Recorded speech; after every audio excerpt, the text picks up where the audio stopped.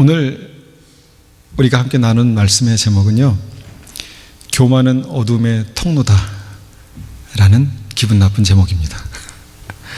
교만은 어둠의 통로다. 제가 보니까 제 삶 속에 많은 교만이 있어요. 제가 참 겸손하다고 스스로 생각하기 때문에, 벌써 교만이죠? 겸손하다고 스스로 생각하기 때문에 제가 가식적으로 교만을 떱니다. 이렇게 말도 조금 이렇게 스스럼 없이 하기도 하고. 근데 제 안에 그런 교만이 아직도 숨겨 있는 것을 제가 보거든요. 근데 성경을 보면은 교만은 패망의 선봉이랍니다. 교만은 파멸의 선봉장, 쉬운 성경을 이렇게 말하고 있는데, 우리가 한번 같이 앞에 있는 쉬운 성경을 한번 한 목소리로, 작은 소리로 한번 읽어보겠습니다. 한 목소리로. 자, 우리 16장 18절 함께 읽겠습니다. 시작. 교만은 파멸의 선봉장이고 거만한 마음은 넘어짐의 앞잡이다. 네, 저게 이제 쉬운 성경의 버전입니다. 그래서 우리가 읽던 개정개혁엔 교만은 패망의 선봉이다. 그러니까 패망하고자 하느냐? 교만하라. 뭐 이런. 패망하기를 원하느냐? 진짜 싸그리 좀 망하기를 원하느냐? 그러면 교만해봐라 라고 하는 말씀이죠. 근데 이 말씀을 뒤집어 보면, 너희가 이 말씀을 붙들고 이것이 하나님의 말씀이라고 안다면 절대로 교만하는 것은 절대로 위험한 일이다 라는 그런 주님의 사랑의 말씀입니다. 거만 마찬가지인데, 거만한 마음은 넘어짐의 앞잡이다. 넘어지고 싶은 사람은 거만해라 라는 것입니다. 그러면 이 교만, 이 거만, 이것이 무엇인가? 지난 시간에 우리가 여러 말씀을 찾아보면서 교만과 거만이 무엇인지, 교만한 마음이 무엇인지를 보았습니다. 그런데 이 말씀을 통해서 우리가 지금 생각해 보고자 하는 것은 뭐냐면, 이 교만이 어두움의 통로라는 것입니다. 우리 삶에 어둠의 통로가 열려 있으면 그 어둠이 밀려오는데, 그 어둠이 결국은 사망의 그늘이라는 것이죠. 미움, 우리가 얘기했던 여러 가지가 있죠. 미움, 다툼, 시기, 질투, 분노, 우울, 용서하지 못하는 거, 그런 하나님께로부터 오지 않은 선명한 어둠이 있잖아요. 그 선명한 어둠의 통로가 교만이라는 것입니다. 이것이 여러분 이해가 되십니까? 우리 삶에 사망을 가져다 주는 이 선명한 어둠이 교만을 통해서 온다는 것입니다. 성경은 이것을 굉장히 정확하게, 분명하게 그렇게 말씀합니다. 신명기 9장에서도 또 말씀하시는데, 여호와께서도 내게 말씀하여 이르시되 내가 이 백성을 보았노라. 내가 이는 목이 곧은 백성이라. 나를 막지 말라. 내가 그들을 멸하여 그들의 이름을 천하에 없애고 라고 그렇게 말씀하십니다. 자, 교만과 어떤 목이 곧은 것, 그러니까 이 고집이 센 것에 대해서 지난 시간에 말씀을 나눴는데, 같은 것이라는 것이죠. 교만은 뭐냐면 내가 옳다는 것이에요. 그래서 이 옳다는 생각을 결코 내려놓지 않는다는 것입니다. 고집이 센 것이죠. 한번 방향을 정하면 끝까지 밀고 간다는 것입니다. 두 가지라 그랬죠. 하나는 소신이 될 수 있고, 하나는 고집이 될 수 있다는 거죠. 그런데 이것이 고집이 될 때 이 교만이 우리를 망하게 하는 어떤 역사가 이것을 통해서 나타난다고 그렇게 말씀드렸습니다. 그리고 제가 덧붙여 말씀드린 게 뭐냐면, 제가 옛날에 고집이 엄청 셌다는 것입니다. 제가 고집이 엄청 셌어요. 그래서 하나님께서 이 고집을 꺾으시려고 굉장히 여러 가지 일들을 하셨습니다. 근데 지금은 물론 지금 이제 제가 이것이 고집인가 아니면 정말 신념? 소신인가? 그렇게 구분하고 제가 기도하면서 이렇게 하지만, 내 그 고집을 주님의 말씀 앞에 딱 올려놨을 때 분명해지더라고요. 이게 고집이구나. 아니면 이것이 믿음이구나. 물론 이래도 흥 저래도 흥 이러라는 게 아닙니다. 우리 삶 속에 정말 생명을 걸고 지켜나갈 분명한 신념, 믿음이 있습니다. 근데 믿음이 아닌 것에 우리의 삶이 꽉 이 신념인 것처럼 마치 이것이 꽉 붙들려 있을 때는 결국 이것을 이런 어떤 그 상황에 대해서 주님께서 목이 곧은 백성이다, 이 백성은 너무 악하고 고집이 세다, 그렇게 말씀하실 수 있는 상황이 된다는 것이죠. 그래서 이 말씀 앞에 저는 어떻게 하면 제가 겸손할 수 있을까? 어떻게 하면 제가 교만하지 않을 수 있고, 어떻게 하면 제가 신념은 붙들되 이 고집스러움은 내가 내려놓을 수 있을까? 그렇게 고민하고 있다는 것이죠. 그런데 이 고집스러움이 결국은 우리를 망하게 하는 교만이다라고 성경이 말씀하고 있으니까 기분 나쁘셔도 들으십시오. 반응이 없으시면 여기는 고집스러운 분이 한 분도 안 계신 걸로 제가 그렇게 이해를 하겠습니다. 고집과 소신은요, 하나님 말씀 앞에 극명하게 드러납니다. 여러분, 생명이 아닌 것에 목숨 거는 일들이 얼마나 많습니까? 생명이 아닌 것에, 주님 말씀이 아닌 것에 목숨 걸고 내가 결코 그렇게 나를 굽히지 못하니까 부딪히고 깨지고 찢어지고 그렇게 되는 것입니다. 아픔이 나타나고. 잠언 29장 1절에 성경에 굉장히 많은 것에 이 고집에 대해서, 이 교만에 대해서 말씀하시는데, 자주 책망을 받으면서도 목이 곧은 사람은, 쉬운 성경에 보니까 고집을 부리는 사람은 갑자기 패망을 당하고 피하지 못하리라. 이 말씀을 여기에서 주일 예배 시간에 우리가 읽고 듣는다는 것은 축복입니다. 왜냐하면 갑자기 패망을 당하기 원치 않으시니까.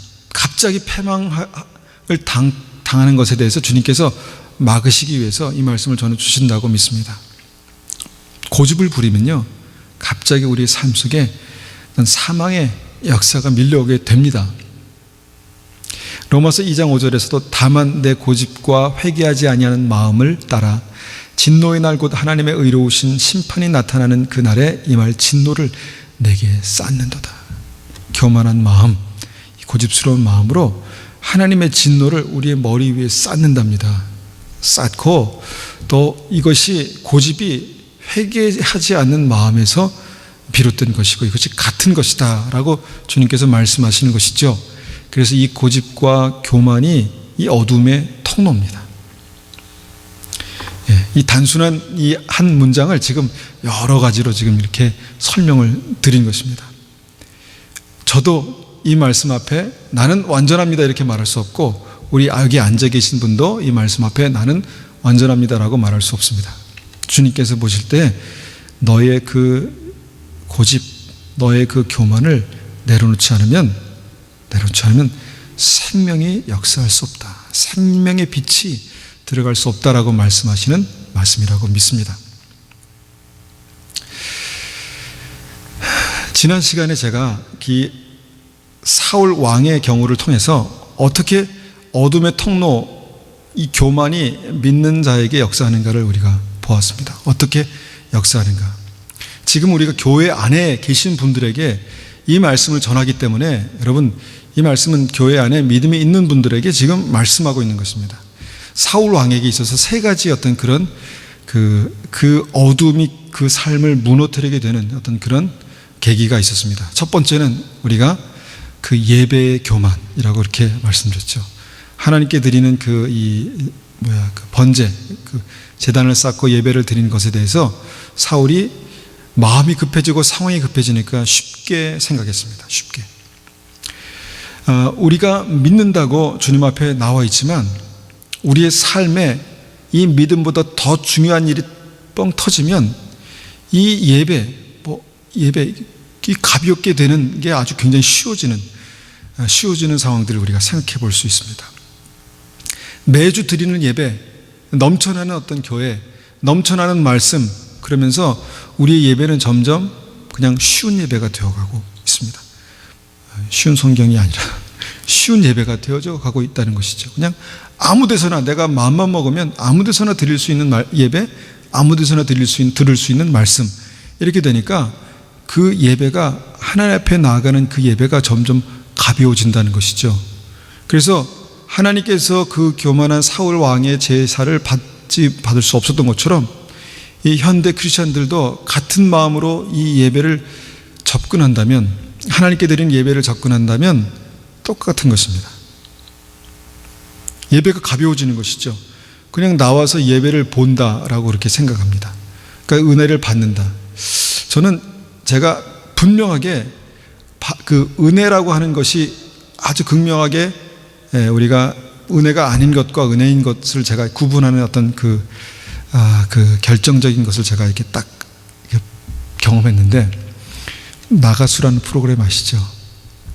그 나가수라는 프로그램, 하여튼 그런 음악 프로그램 보면 막 열창을 합니다. 사람들이 열창을 하면서 막 노래를 하면 그 앞에 듣는 사람 눈이 주르르르르 눈물이 흐릅니다.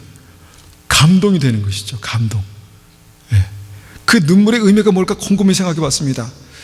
어떤 내 아픈 사랑의 경험인가, 아니면 이전에 어떤 추억에 대한 감격인가, 주르르르 그러면서 마음에 감동을 받았다, 그렇게 말합니다.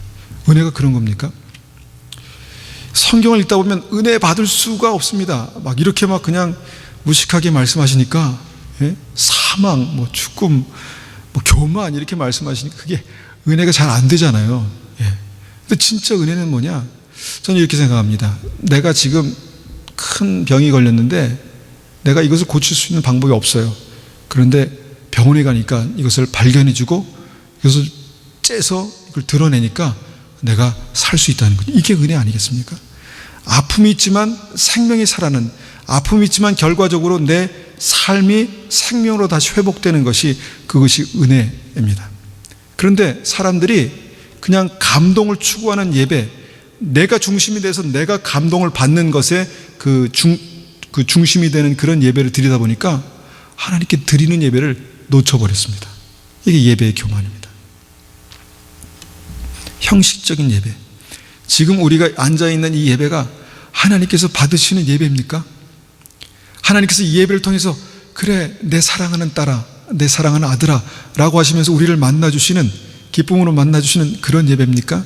아니면 한번 해보십시오. 한번 해보십시오.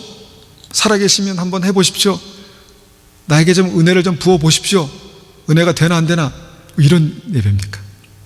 그러니까 이것이 우리 믿는 사람들에게 아주 굉장히 치명적인 어떤 그 교만이 되어가고 있는 이 세대를 보게 됩니다. 많은 크리스찬들이 큰 교회에 나가서 예배를 드리지만 하나님께서 중심에 계시고 우리가 그 삶을 드린 예배가 아니라 내가 그 중앙에 딱 앉아서 하나님 한번 나에게 부어보십시오. 나에게 한번 은혜를 끼쳐 보십시오. 이렇게 사람들의 태도가 바뀌어지는 것. 이것이 영적인 교만이고 이 현대 크리스찬들이 쉽게 빠질 수 있는 이런 예배 교만입니다. 이것이 사울 왕이 무너지는 계기가 됩니다. 첫 번째, 삶이 무너지는, 어둠이 임하는 계기가 됩니다. 두 번째, 말씀에 대한 교만을 말씀드렸는데, 하나님의 말씀을 우리가 듣습니다. 그런데 하나님의 말씀이 그렇게 무겁지가 않습니다. 그냥 하나님의 말씀을 듣지만 하나님의 의견을 듣는 것입니다. 하나님의 의견을 듣는 것입니다. 설교를 듣지만 하나님의 말씀을 통한 목회자의 설명을 듣는 것입니다. 이 현대교회가 하나님의 말씀을 동일하게 사울 왕이 그랬던 것처럼 그렇게 가볍게 여기는 그런 문화 속에서 신앙생활을 합니다. 여러분, 지난주에 하나님의 말씀을 들으셨습니까? 아니면 이 말씀과 설교 속에서 그냥 목사의 설명을 들으셨습니까? 내 인생을 향해서 주님께서 정말 애타게 말씀하시는 그 사랑의 절규, 그 사랑의 절규를 들으셨습니까? 아니면 그냥 이 성경에 대한 설명, 그렇구나 이런 이해를 가질 수 있는 설명을 들으셨습니까? 점점 이 세대가 이 하나님의 말씀을 가볍게 그렇게 여기고 있는 어떤 이 세대에서 우리가 정말 깨어나야 할 게 뭐냐면 말씀에 대한 교만입니다. 안다는 것이죠. 들었다는 것입니다.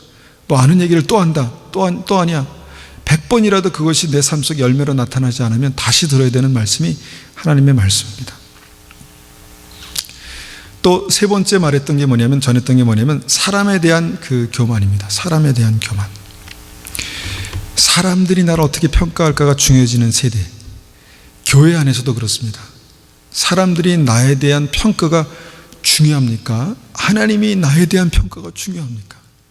사람들이 너는 좀 못해네, 다윗은 천천히요 사울은 만만이다 라고 그렇게 말했던 것처럼 당신은 저 사람보다 좀 못해라는 그런 메시지를 들으면서 발끈하는 게 이거 아니라는 거죠. 사울이 그렇게 해서 세 번째로 그 삶에 어둠이 임하기 시작했습니다. 그래서 이 세 단계를 통해서 완벽하게 그의 삶 속에 어둠이 역사합니다. 그 인생에 계속해서 그 어두움 가운데 그렇게 붙들려 가지고 나중에 우리가 읽는 것처럼 악한 영이 그의 삶 속에 역사해서 그가 이 소나기를 벗어나지를 못합니다. 이것이 어둠입니다. 우리가 교회 밖에 있는 분들에게는 다른 얘기를 할 수 있겠지만 교회 안에 계신 분들에게는 우리가 드릴 수 있는 우리가 읽을 수 있는 말씀이 바로 이 세 가지 어떤 교만의 패턴이라는 것입니다. 하나님이 여러분을 어떻게 보시고 계십니까? 지금 예배 드리는 나의 모습, 내 중심을 주님께서 뭐라고 말씀하신다고 생각하십니까? 우리는 하나님께 나오지만 우리가 사람들의 어떤 이 모임에 나가는 어떤 경향이 많이 있습니다. 이것을 바꿔야 합니다. 저도 설교를 하지만 정말 하나님께서 나에게 주신 말씀을 그냥 한 분에게 그냥 사랑하는 마음으로 전하는 것이 저에게 굉장히 중요합니다. 저에게 있어서 유혹은 내가 이 말씀을 했을 때 사람들이 어떻게 생각할까? 사람들이 어떻게 생각할까? 그것이 중요합니까?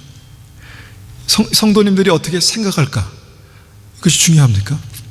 중요하다고 생각하면 중요하겠지만 하나님 주신 말씀을 전한다는 제 사명에는 이것을 빨리 접어야 되는 어떤 그런 숙제입니다. 성경에는 이런 패턴으로 그 삶의 어둠이 임한 사람들이 굉장히 많이 있습니다. 우리가 대표적으로 그 예수님께서 회칠한 무덤이라고 말씀하셨던 그 서기관과 바리새인들 있잖아요. 그 회칠한 무덤이란 말이 무덤 그 안에는 썩고 냄새나고 죽어있는 죽음이 가득한 것이지만 그것을 하얗게 칠해놓으니까 밖에서 볼 때는 멋있다, 그럴듯하다 이렇게 된다는 것이죠. 근데 바리새인들의 그 인생, 그 삶을 주님께서 회칠한 무덤이라고 그렇게 말씀하셨습니다. 썩고 냄새나고 죽어있는 것들이 속엔 가득 찬데 겉에는 번지르르 했다는 것입니다. 그러니까 사람들은 이 겉에 번지르르는 모습을 보면서 저 사람은 괜찮은 사람이야, 저 사람은 괜찮은 사람이야 이렇게 평가는 하지만 그 속에는 죽음이 역사하는 어떤 그것을 예수님은 정확하게 보셨다는 것이죠. 바리새인들에게 회칠한 무덤이라고 말씀하시는 그 말씀이 그것입니다. 그런데 이 바리새인들이 누군가 한번 생각해 보십시오. 이 바리새인들은요, 누구보다 열심으로 하나님을 섬기고 예배드린다고 자부했던 사람들입니다. 그 어떤 사람들보다 하나님의 말씀에 대해서 정확히 알고 있다고 생각하는 그런 사람들이었습니다. 그런데 그들의 믿음엔 심각하게 뭔가 잘못되어 있는 부분이 있었다는 것이죠. 그것이 뭘까? 이것이 또한 우리가 생각할 때 이것이 교만이라는 것입니다. 교만, 영적인 교만. 마태복음 23장 23절에 보니까, 마태복음 좀 올려주세요. 마태복음 23장 23절 올라갔나? 네, 보면 화 있을진저, 주님께서 아주 욕으로 먼저 시작합니다. 저주로. 화 있을진저 외식하는 서기관들과 바리새인들이여, 너희가 박하와 회향과 근체 11조는 들이되 율법에 더 중한 바 정의와 긍휼과 믿음은 버렸도다. 그러나 이것도 행하고 저것도 버리지 말아야 할지니라. 이 바리새인들은요, 그 믿음의 어려운 부분까지 어떤 보면은 완벽하게 그렇게 살았던 사람들입니다.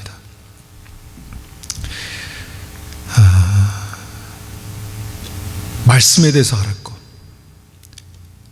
예배를 드렸고 또 11조를 드리는 어떤 그런 사람들이었습니다. 그런데 그들의 삶에 아주 중요한 그 핵심, 중심, 그것이 빠졌는데 그것이 뭐냐면 정의와 긍휼과 믿음은 버렸다, 그렇게 말씀합니다. 이것이 그 회칠한 무덤과 무슨 다른 것이 무슨 연관이 있나?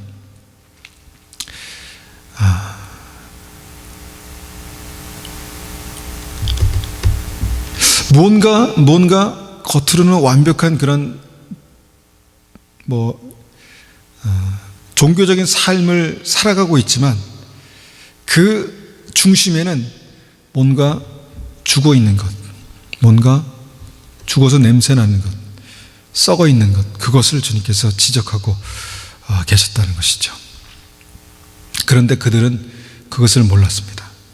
안에 썩어 있고 안에 그렇게 냄새 나는 것을 몰랐다는 것이죠.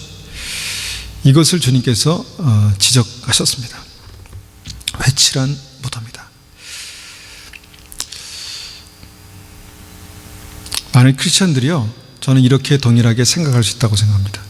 나는 믿음에 대해서 큰 문제가 없어.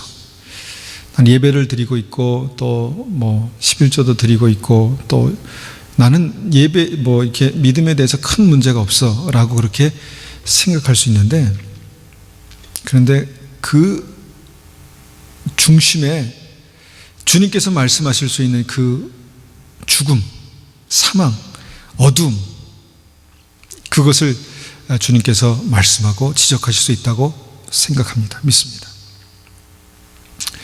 이 사람들이 어떻게 나중에는 말하냐면 예수님을 바알세불이라고 그렇게 말합니다. 예수님을 바알세불, 그러니까 사단의 우두머리라고 그렇게 말합니다.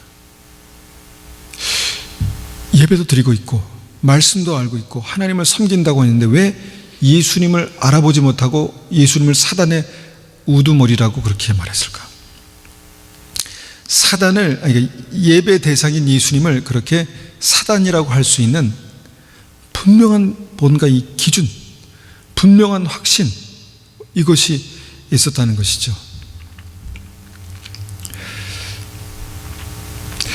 우리가 많은 분들이 말씀을 들으면서 맞아, 이건 아닌데, 이건 좀 이상한데 왜 이렇게 예배드리지?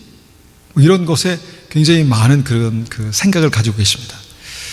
교회가 이러면 안 되잖아? 교회가 이렇게 돼야 되잖아?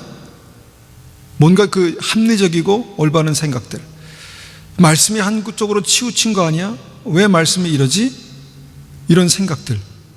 그런데 정작 그 분들과 깊이 얘기를 나눠보면 말씀에 대해서 잘 모르고 계시는 어떤 상황들, 그냥 교회에 대해서 그렇게 뭔가 이건 아니야, 이건 아니지 않나 이렇게 말하고 있지만 정말 교회를 예수님처럼 사랑하지 않는 분들, 이런 분들이 교회에 있다는 것입니다. 그러니까 이게 문화가 되어버렸습니다. 이게 크리스천 문화. 교회 오지만 내가 예배 자리에 앉아서 듣고 은혜 받고 그 다음에 분석하고 생각하고 판단하는 어떤 그런 모습들을 보게 된다는 것입니다. 그런데 바리새인들이 자기가 가지고 있는 그 어떤 성경적인 지식을 가지고 보니까 예수님이 아니었다는 것입니다. 그러니까 예수님은 사단의 우두머리다, 그렇게 말했다는 것이죠. 어떤 이런 것에 대해서 저는 이제 지난 주에 제가 이제 믿는 어떤 믿음의 동역자들을 많이 만나고 또 그들과 여러 가지 얘기를 하고 하는 중에 요새 이 현대 교회에 이렇게 만연하는 이단 정죄, 어떤 그런 것에 대해서, 이단에 대해서 또 얘기를 잠깐 나눌 기회가 있었습니다. 물론 말씀에 비추어서 잘못된 것들은 분명히 있습니다. 그런데 그 잘못된 것들을 분별하는 그 기준이 너무너무 애매하다는 것이죠. 그러면서 껐듯하면 이단, 껐듯하면 이단 이렇게 하니까 교회들이 그 이단들이 말하는 그 말씀 근처에도 가기를 싫어하는 것입니다. 계시록 설교하지 않고 뭔가 그 이단들이 사용하는 중요한 용어들 있잖아요. 이긴 자, 천년왕국 얼마나 중요합니까? 이런 용어들 근처에도 가지 않습니다. 그러니까 정말 우리가 붙들어야 될 말씀들을 진짜 이단들에게 빼앗겨 버렸습니다. 자기가 말씀 위에서 판단하고 있는 것이죠. 교만입니다. 교회 안에 들어와 있는 교만. 여러분, 성령의 역사를 우리가 판단할 수 있습니까? 판단할 수 있습니까? 사실은 굉장히 어려운 문제입니다. 어떤 교회에서는, 예를 들어서 제가 교회 기도하는데 제가 막 목사가 되는데 막 이렇게 막 떨면서 기도했다고 보십시오. 여러분 어떻게 생각하시겠어요? 저 사람 좀 이상한데? 막 기도하는데 또 뭐가 있을까요? 기도하는데 제가 잘 이해가 생각이 안 나네.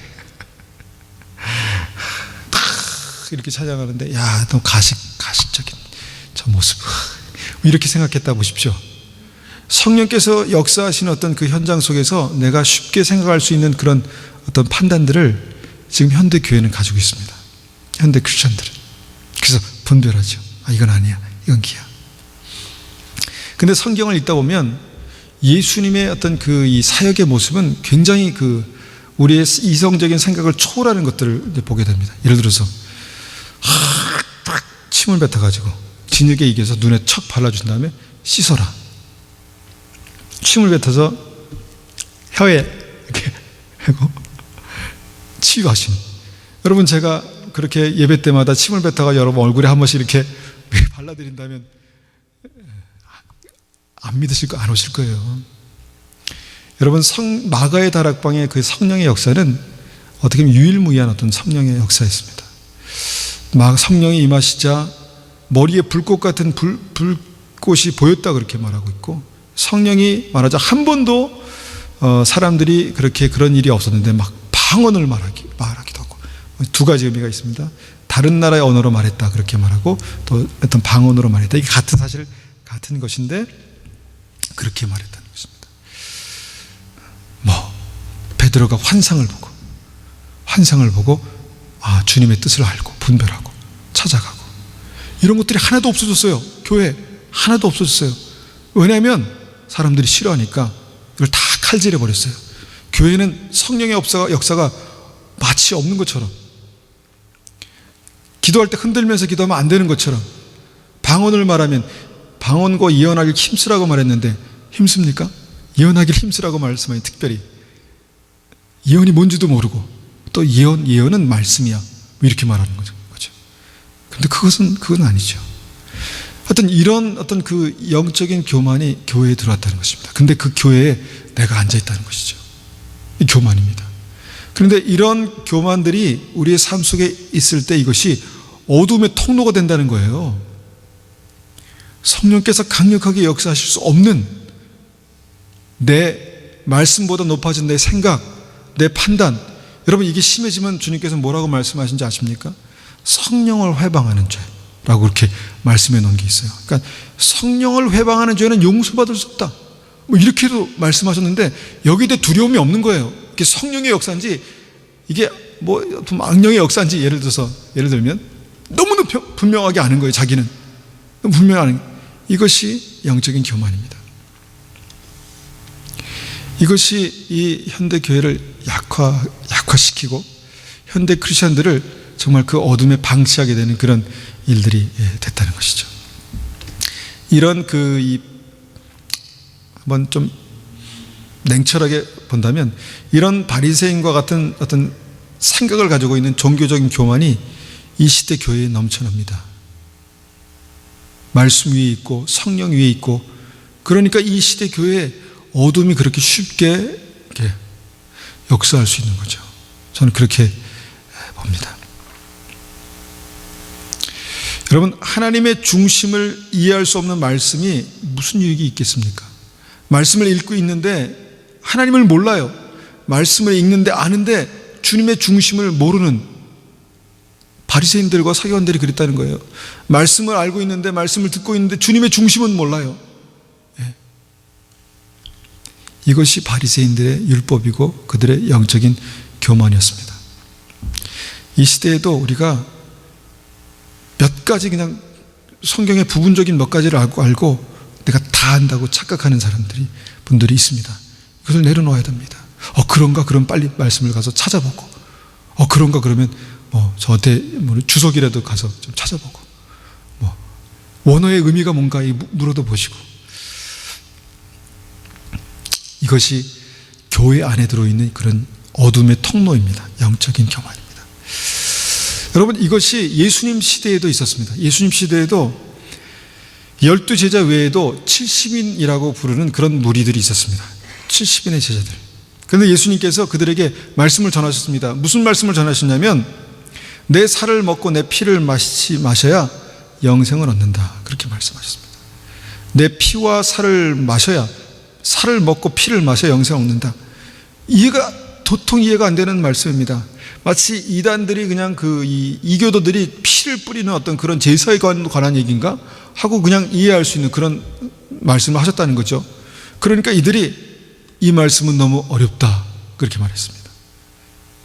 이 말씀의 의미가 정말 이 말씀이 진짜 어렵다, 무슨 말씀인가, 더 이게 아니라 내가 생각하는 거하고 달라, 이 말씀은 너무 어렵다. 그리고 예수님을 떠나갔습니다. 이 시대의 사람들이 말씀을 듣고 그렇게 반응합니다. 이 말씀은 나한테 너무 어렵다, 너무 부담된다, 이 말씀은 나에게 이해가 되지 않는다, 너무 치우쳤다. 그러면서 본인이 뭔가 말씀의 중심에 서 있는 것처럼 그렇게 말씀을 볼 때가 많이 있습니다. 70인의 제자들이 한때는 주님을 따른다고 했던 사람들이 그렇게 주님을 떠나갔습니다. 말씀이 너무 어렵다고 말하면서. 말씀이 어려우면 주님 더 설명해 주십시오, 그게 무슨 뜻입니까? 이렇게 말해야 되잖아요. 그런데 그냥 떠나갔습니다. 그러니까 예수님께서 12 제자에게 너희도 가려느냐? 라고 물어보십니다. 너희도 가려느냐? 너희도 아마 이해를 못했을 텐데, 이 말씀이 무슨 뜻인지 못했을 텐데 너희도 가려느냐? 그러니까 그들이 이렇게 대답합니다. 생명의 말씀이 여기 계신데 저희가 어디를 가겠습니까? 이 말씀이 여러분, 저희는 다 이해했습니다, 이 말씀일까요? 아닙니다. 그냥 예수님의 생명의 말씀인 것을 내가 믿는데 예수님이 여기 계신데 제가 어디를 가겠습니까? 라는 그런 그냥 무식한 믿음의 고백이었습니다. 무식한 사람을 데려다 놓으니까 아마 이런 말을 했던 것 같습니다. 베드로, 데려놓으니까 이렇게 말씀했던, 결국은 이들이 주님의 교회를 세우시고 이들이 정말 하나님의 생명의 빛의 역사를 감당하게 됩니다. 우리는 말씀 앞에 겸손해져야 합니다. 말씀 앞에 예배를 드리는 그 자리에서 우리가 겸손히 몸을 낮출 수 있어야 합니다. 그리고 우리가 오늘 잠깐 얘기했지만 다른 사람 주위를 둘러보십시오. 얼마나 귀한 분들입니까? 얼마나 귀한 분들입니까? 이렇게 말하면서 이게 아니라 정말 한 분 한 분이 너무 소중하고 너무 귀하고 그런 마음이 우리 삶 속에 정말 온전히 채워지기까지 우리가 이 믿음을 가지고 주님 앞에 나아가야 됩니다. 현대 신앙은 어떤 면에서는 이런 식으로 예배 위에, 말씀 위에, 모든 사람 위에 그렇게 군림하는 그런 교만이 이 교회 안에 들어와 있습니다. 그러니까 이게 어둠인지 빛인지 이게 구분이 안 되는 거예요. 늘상 여기 있으니까. 교회 안에 있는데 주님의 성령께서 임하시면 지혜의 영으로, 그 다음에 권능의 영으로 그렇게 역사하시는 어떤 빛의 역사가 가로막혀 있는 것입니다. 믿는다고 하는데 계속해서 내 삶 속에 이 어둠이 계속해서 그냥 있는데 이걸 어찌할 수가 없는 겁니다. 빛이 들어오지 못하기 때문에, 빛 대신 예수님께서 우리의 삶 가운데 오시지 못하기 때문에 이것을 어찌할 수 없는 것입니다. 팔짱을 끼고 하나님의 말씀을 이렇게 분별하는 게 뭐 나쁜 건 아니겠지만, 팔짱 끼고 주님의 말씀을 분별하면서 이게 주님의 말씀이구나 라고 이해해도 순종하고 따라가지 않습니다. 그냥 분별만 할 뿐입니다. 이것이 우리가 이 어둠의 통로인 이 교만이라고 볼 수 있습니다. 그래서 아까도 말씀드렸듯이 말씀을 하나님의 명령이라고 듣지 못하면 그냥 말씀은 하나님의 의견일 뿐입니다. 의견. 설교는 말씀을 해석하는 목사의 그냥 관점입니다. 이분은 이 말씀을 이렇게 보는구나. 관점입니다.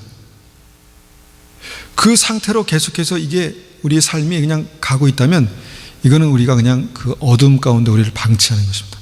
우리가 지금 이 말씀을 나누는 이유는 주님이 우리 안에 오시면 생명의 빛이 된다고, 너희는 세상의 빛이라고 말씀하시는데 무엇인가 우리가 막혀있고 걸려있기 때문에 이것을 좀 뚫어내자는 것입니다. 뚫어내자는 것입니다.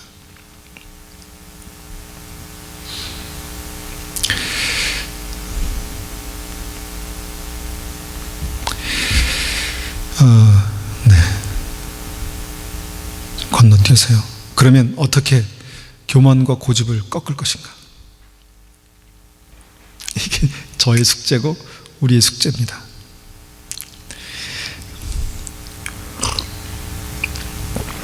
베드로전서 5장 5절에요. 이렇게 말씀합니다. 젊은 자들아 이와 같이 장로들에게 순종하고 다 서로 겸손으로 허리를 동이라. 하나님은 교만한 자를 대적하시되 겸손한 자에게 은혜를 주시느니라.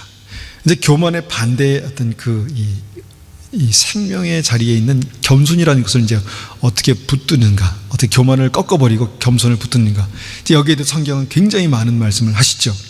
여러분, 겸손이 뭡니까? 겸손. 네. 그렇죠. 이게 겸손인가요? 겸손은 오늘 여기서 말씀하시는 그 겸손의 이 파트는 뭐냐면 우리의 삶에서 우리가 순종해야 될 어떤 그 대상을 아는 것입니다. 우리의 삶에서 우리가 순종해야 될 믿음의 삶이 믿음의 분들을 아는 것입니다. 여기는 장로라고 이렇게 표현되어 있는데, 그리고 서로 겸손으로 허리를 동일하게 말씀하셨죠. 이 뭐냐면 사랑으로 서로 순종하라는 것입니다. 사랑으로 사랑에 대해서 사랑하기 위해서 서로 순종하라는 것입니다. 그러니까 우리의 삶 속에서 정말 교만을 꺾어버리기 원한다면 이 어둠의 통로인 교만을 꺾어버리고 그 다음에 이 생명의 역사의 통로인 겸손으로 우리가 이 문을 열기 위해서는 우리의 삶 가운데 순종하고 순복할 수 있는 믿음의 사람들이 있어야 되고, 그 다음에 우리가 교회 안에서 믿음 안에서 서로 사랑으로 허리를 동이고 서로 순복하는 그 은혜가 우리에게 있어야 되고, 왜냐하면 하나님은 교만한 자를 대적하시되 겸손한 자의 은혜를 베푸시기 때문에 그렇다는 것이죠.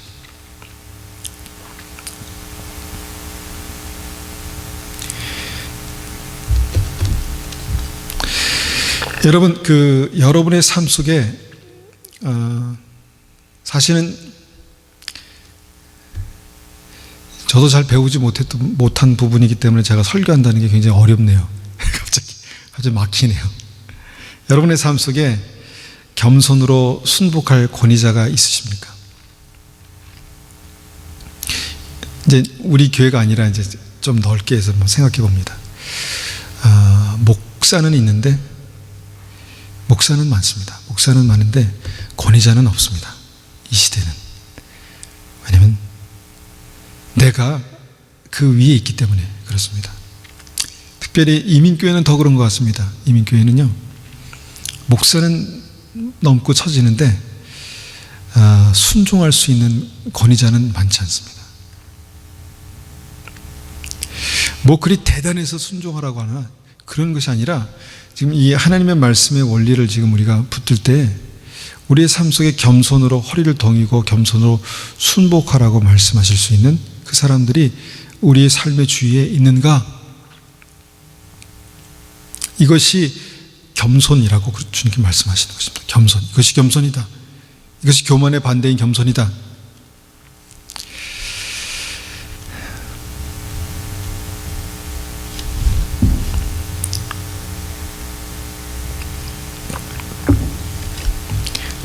마치 제가 제 얘기를 잘 못하는데 마치 저와 관련된 얘기 같아가지고 설교가 잘 안 되네요. 예. 그렇지만 여러분, 제가 말씀을 전할 때 이 말씀이 하나님의 말씀으로 하나님의 말씀을 전하잖아요. 하나님의 말씀으로 들을 수 없는 이유 가운데 하나는요, 제가 어떤 면에서는 여기서 말씀하시는 그 권위 이 자리에 있지 않기 때문에 그렇습니다. 믿음에 대한 저의 관점을 얘기하는 거죠. 그러면 여러분들은 그냥 그 관점을 들으시는 거죠. 그러니까 여기서 연결고리가 끊어졌다는 것입니다. 만약에 어린아이가 이 위에서 하나님의 말씀을 대언한다고 생각해 보십시오. 여러분, 그것을 하나님의 말씀으로 들을 수 있을까요? 들을 수 없습니다. 그냥 어린아이의 의견을 듣는 것입니다. 우리에게 이 믿음의 권위가 세워져 있지 않기 때문에 말씀을 하나님의 말씀으로 들을 수 없는 것입니다. 여기에 막혀 있는 것이죠. 막혀 있는 것이죠.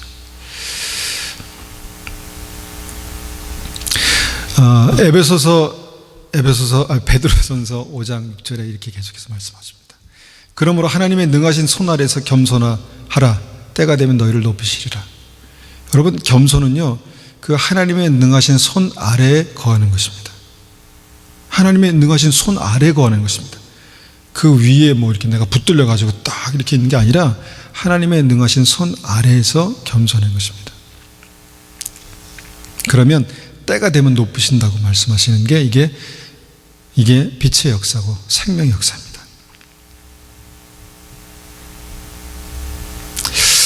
우리가 이런 어떤 그 생각을 많이 할 수 있을 것 같아요. 내가 전능하신 하나님의 손 아래서 내가 겸손하려고 합니다. 그런데 셋셀 동안에 하나님께서 내 기도를 안 들으시면 나는 내 생각대로 합니다. 내가 주님의 전능하신 손 아래서 겸손하게 그렇게 살겠습니다. 그런데 내 생각대로 이 삶이 이렇게 나타나지 않으면 저는 바로 내 생각대로 합니다. 라고 그렇게 이제 생각하는 그런 상황들을 한번 생각해 볼 수 있을 거라고 생각합니다. 겸손이 뭘까? 우리가 한번 이 말씀들을 생각하면서 한번 이해해 보십시오. 빌립보서 2장 3절에 이렇게 말씀하십니다. 아무 일에든지 다툼이나 허영으로 하지 말고 오직 겸손한 마음으로 각각 자기보다 남을 낮게 여기고. 여러분, 우리가 부족하기 때문에 다른 사람에게 듣는 거 아닙니까? 여기서 겸손은 뭐냐면 다른 사람을 나보다 낮게 높게 여긴다는 것입니다. 그래서 그 사람을 통해서 내게 들리는 이 말씀을 귀하게 듣는다는 것이죠. 이것이 겸손의 어떤 이 기본입니다. 기본기. 마태복음 11장 29절에 이렇게 또 겸손을 말씀하십니다. 나는 마음이 온유하고 겸손하니 나의 멍에를 메고 내게 배우라. 그리하면 너희 마음이 쉼을 얻으리니. 겸손하기 위해서는요, 주님께서 우리에게 주신 멍에가 있답니다. 그 멍에는 뭐냐면 이 소가 밭을 갈기 위해서 머리에 쓰는 거예요. 머리에 이렇게 걸고 빠져나갈 수 없게 고정되어 있는 것입니다. 그런데 나는 마음이 온유하고 겸손하니 나의 멍에를 메고, 주님께서 우리에게 씌우시는 멍에가 있다는 것입니다. 그것을 메고 내가 배우지 않으면 내가 결코 배울 수 없는 겸손이 있다. 겸손이라는 것입니다. 우리에게 아무런 권위가 없기 때문에, 예를 들면 권위가 없기 때문에 내가 하고 싶은 거 하다가 하기 싫으면 안 하고, 이건 뭐냐면 이 멍에가 아닌 거죠. 멍에가 아닌 거죠. 이 멍에는 내가 이 목적을 위해서 묶여 있는 것입니다. 목적을 위해서 묶여 있는 것입니다. 그런데 하나님의 목적을 위해서 묶여 있지 않으면 배울 수 없는 겸손이라는 것이 있다는 것입니다. 그런데 나의 인생을 돌이켜보면 하나님의 목적을 위해서 묶여 있는 게 뭐가 있을까요? 좀 어려운 말이라서 미안해요. 미안한데 하나님의 목적을 위해서 묶여 있는 멍에가 무엇일까요? 이걸 통해서 배울 수 있는 것이 겸손이라고, 그렇게 주님의 멍에를 통해서 배우는 것이 겸손이라고 말씀하십니다. 자, 이렇게 몇 가지 그냥 제가 이렇게 던져 드리는 것은 뭐냐면, 이 말씀을 우리가 나누는 것은 무엇이냐면, 그럼 우리가 어떻게 교만을 꺾어버리고 그 반대, 그 생명의 증거인 겸손을 우리가 붙들 수 있을까? 이거를 제가 지금 고민하는 것입니다. 제가 이 말씀을 이제 마무리할 즈음에 주님께서 제 마음에 딱 떠올려 주시는 어떤 그 한 문장이 있었습니다. 그게 뭐냐면, 내가 안 꺾으면 주님께서 꺾으신다는 거죠. 내가 그 교만을 꺾지 않으면 주님께서 꺾으신다는 것입니다. 이것이 사랑입니다. 내가 교만이 무엇이고 겸손이 무엇이고 이렇게 들었습니다. 그런데 내가 그 교만을 꺾지 않으면 주님께서 꺾으시다는 것이 이 성경의 이스라엘 백성들의 삶을 통해서 그렇게 보여주고 있습니다. 주님께서 이스라엘 백성들이 구원받지 못하는 이유에 대해서 목이 곧은 백성이다, 목이 곧은 백성이다, 고집이 센 백성이다, 교만한 백성이다, 이렇게 말씀하시고 그들을 어떻게 하셨는가 보니까 세 가지 일들이 그들의 삶 속에 나타났습니다. 첫 번째는 절망을 만나게 하셨습니다. 절망. 우리가 알고 있는 대로 절망을 만나게 하셨습니다. 그게 홍해죠. 두 번째는 먹을 것을 조절하셨습니다. 먹을 것이 없는 곳으로 인도하셨습니다. 돈이 없는 거예요. 먹을 것을 살 수 있는 돈이 없는 거예요. 광야입니다. 광야. 그 다음 세 번째는 넘을 수 없는 한계를 만나게 하십니다. 도저히 넘어갈 수 없는, 좋은 건 알겠는데 넘어갈 수 없습니다. 왜냐하면 그곳에 안악자손이 있기 때문에. 가나안 땅입니다. 이런 과정들이 뭐냐면 주님께서 그 이스라엘 백성들의 이 목이 곧은 그것을 꺾으시겠다는 거예요. 주님께서 그를 꺾으셔야지 주님께서 겸손한 백성으로, 생명의 백성으로 세우실 수 있기 때문에 주님께서 그렇게 하신다는 것입니다. 그런데 보니까 저의 삶 속에서도 그런 일이 있어 왔고 또 우리 삶 속에서도 그런 일들이 있습니다. 교만은 어두움의 통로이기 때문에, 어둠이 역사하는 그 길이기 때문에 그것을 내가 꺾지 못하면 패망의 길로 가는 것입니다. 넘어짐의 길로 가는 것입니다. 그럼에도 불구하고 내가 이것을 꺾지 못하는 이유는 내 고집 때문에. 고집이라는 것을 분명히 말할 수 있는 것은 이것이 하나님의 임재 예배 위에 있고 하나님의 말씀 위에 있고 모든 사람 위에서 군림하면서 내가 판단하는 어떤 그런 믿음 때문에 이것이 분명하게 교만이구나, 주님의 생명의 빛의 역사를 가로막는 교만이구나 라는 것을 알 수 있다는 것이죠. 그런데 주님께서 이 말씀 마무리할 즈음에 내가 꺾지 않으면 주님이 꺾으신다. 만약에 주님 오실 때가 가까웠고 우리가 믿음 안에서 준비될 때가 가까웠는데 우리가 여전히 그냥 주님 앞에서 이런 믿음으로 그냥 가고 있다면, 내가 꺾지 못한다면 주님께서 꺾으실 것입니다. 주님께서 꺾으실 것입니다. 그것이 은혜입니다. 그렇게라도 해서 내가 주님 앞에 겸손히 나아갈 수 있을 때 주님의 생명의 빛이 역사할 수 있기 때문에 그렇습니다.